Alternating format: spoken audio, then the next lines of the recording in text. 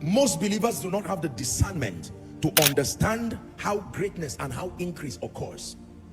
I've seen a number of our people involved in poultry and involved in farming.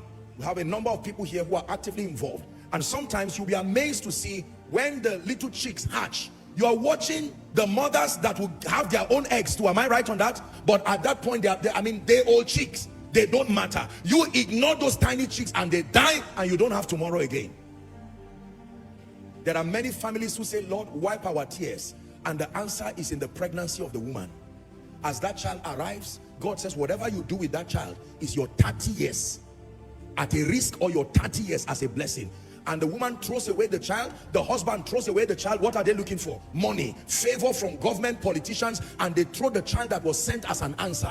And guess what? Another person begins to train the child in the way of the Chaldeans, a way that is inconsistent with the blueprint of the covenant. And then that child who is supposed to be a blessing, by age 12 becomes an armed robber. And they go back and say, God, this was not my bargain. He said, well, you wasted your seeds. You asked me for greatness. I answered you in a child. Spiritual things never come in the form that looks like them when they arrive. You will need the eye of the Spirit to see.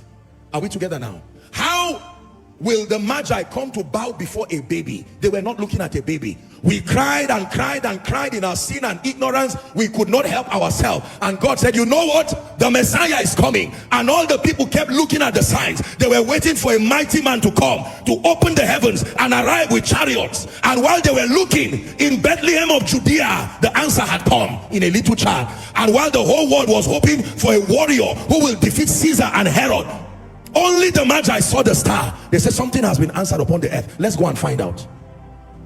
Only God knows how the angels rejoiced when you were born. Only God knows what answer arrived on your birthday, that we are calling Joseph, that we are calling Mary. We call you Mary, God calls you an answer. We call you Mary, God calls you a prophecy.